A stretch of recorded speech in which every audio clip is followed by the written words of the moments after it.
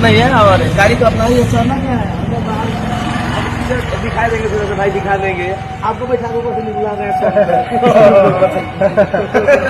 दोस्तों यही धनंजय दड़कन का नया वाला गाड़ी था जो कि आप लोग बहुत बेसब्री से इंतजार कर रहे थे, तो भैया दिखा दिया, आप सभी देख लीजिए और इस वीडियो को ज्यादा से ज्यादा शेयर कीजिए। मेरे वीडियो में बनेंगे, तब तक धन्यवाद, जय हिंद। देख लीजिए धनंजय दड़कन न्यू कार ले चुके हैं। बताइए सोशल मीडिया के थ्रू बताइए बात भी कर रहे हैं और अपने कार के बारे में जानकारी भी दे रहे हैं। बताइए मैं आसान विश्वास करता हूं तरक्की और भी ज़्यादा करें और करना चाहिए, क्योंकि भोजपुरी इंडस्ट्री में धनंजय दड़कन भाई बहुत आगे निकल चुके हैं। जैसे बलमा कदर न जाने बाली ले उमरिया का वायरल हुआ, ऐसे गाना हिट होने के बाद भाई गाड़ी भी ले ली है। बताइए फॉर्च्यूनर लगभग 35 से 40 लाख रुपए करीब है।